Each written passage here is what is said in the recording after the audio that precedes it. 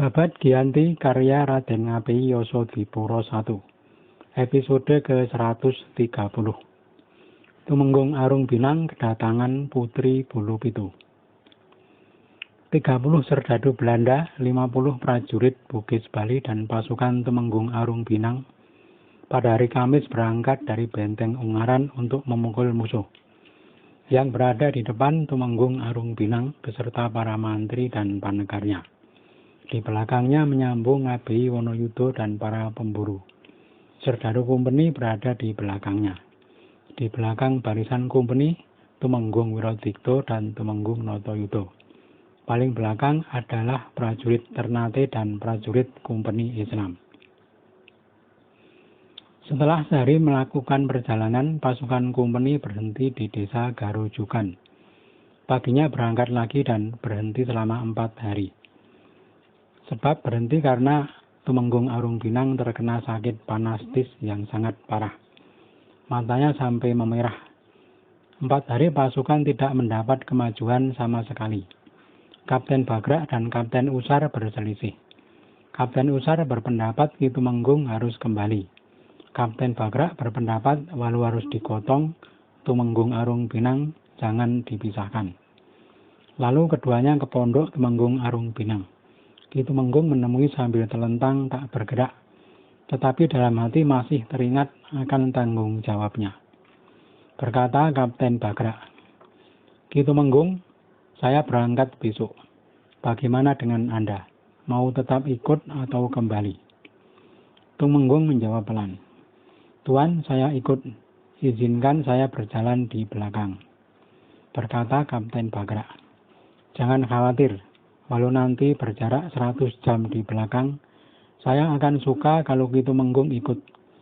Namun saya minta mantri Anda yang separuh berada di depan, dan separuh lagi di belakang menjaga Anda." Pagi hari pasukan Kumpeni berangkat sesuai rencana. Ngabei Wonoyudo berada di depan, sudah menyeberang dan sampai di Rawong. Mereka lalu bermarkas di Rawong selama 1 malam. Desa Rawong dekat dengan markas barisan Pangeran Purboyo di Popongan. Pangeran Purboyo yang berbaris di Popongan sudah sepakat dengan para prajuritnya untuk menunggu musuh di Popongan. Prajurit Sandi melaporkan bahwa serdadu Belanda hanya 150, 400 prajurit Ternate, dan 100 Kumpeni Islam dari Bugis Bali. Pasukan Jawa di bawah pimpinan Wiradikto dan Notoyudo masih trauma sejak kekalahan di Jenar. Sedangkan Tumenggung Arung Binang sedang sakit, tak bisa ikut perang. Pasukan Pangeran Purboyo timbul keberaniannya karena musuh dianggap lemah. Pagi hari Kapten Bagrak beserta pasukannya berangkat dari Rawong. Pangeran Purboyo sudah keluar memilih tempat untuk menghadang musuh. Dihitung pasukannya ada 2.000 prajurit berkuda dan 2.000 prajurit darat, dengan formasi sayap kiri dan kanan. Kapten Bagrak berpesan kepada para prajuritnya, "Nanti jangan menoleh kiri kanan, fokuskan ke tempat Pangeran Purboyo berada. 2 mantri jangan berpisah dengan saya, Mantri Sewu Martodipo dan Mantri Numba Anyar Joyo Wikromo." Sudah siap gelar pasukan Kumpeni. Di sayap kanan pasukan Kumpeni Islam, di sayap kiri pasukan Ternate. Didampingi pasukan para Tumenggung, mereka siap berangkat dengan serempak. Tak lama patalang musuh sudah melaporkan kedatangan pasukan Kumpeni ke markas mereka di Popongan. Pangeran Purboyo dan sang adik memberi tanda agar prajurit bersiap. Tambur beri bersautan dengan suara bendi. Tanda perang sudah dimulai. Sudah sampai pasukan Kumpeni di Tegal Kapopongan. Sudah berhadapan kedua kubu. Mantri Sewu dan Numba Anyar mengarah ke Pangeran. Tanpa ragu, Kapten Bagrak dan Kapten Usar menerjang. Perang berlangsung sangat ramai, saling tembak antara kedua pasukan. Sesuai pesan Kapten Bagrak, Mantri Sewu dan Numba Anyar tak menoleh-noleh, terus fokus ke tempat Pangeran Purboyo berada. Musuh sudah koyak barisannya. Serangan terus fokus ke arah tengah. Pangeran Purboyo terdesak dan tak mampu lagi mempertahankan posisi, lalu semakin mundur ke belakang. Tak ada prajuritnya yang berani menyusup ke pihak lawan. Barisan Pangeran Purbaya bubar. Pangeran Purbaya lari ngacir. Pasukan Kumpeni terus mengejar. Pangeran Purbaya menghindar ke samping lalu masuk ke hutan. Sedang prajuritnya saling berebut melarikan diri. Prajurit Ternate dan Dragonder yang mengejar sudah berlari jauh, lalu kembali ke Kapopongan dan beristirahat. Mereka lalu ke Pondokan Tumenggung Arung Pinang, yang walau sakit terus memantau jalannya perang. Karena masih sakit, Tumenggung menemui dengan tiduran saja. Berkata Kapten Bagrak, "Ki Tumenggung, menurut perkiraan Anda, kemana larinya pasukan musuh?"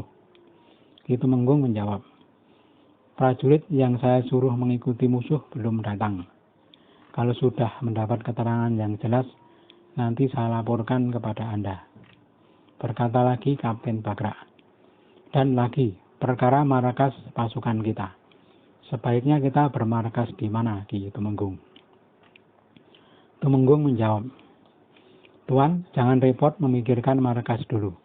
Tunggulah semalam ini, nanti saya pikirkan letaknya."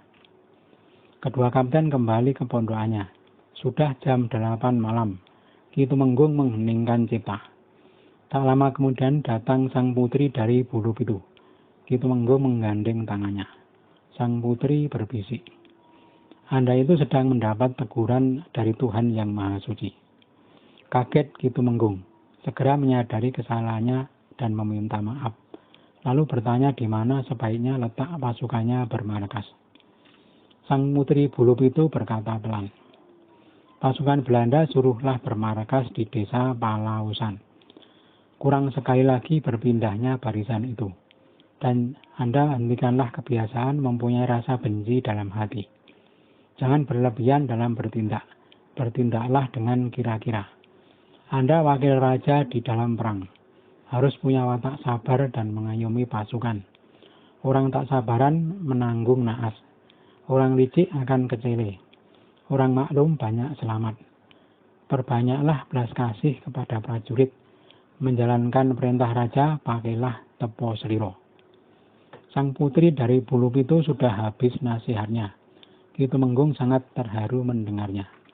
Sang putri sudah berpamitan dan setelah kepergiannya terlihat fajar sudah menyingsing.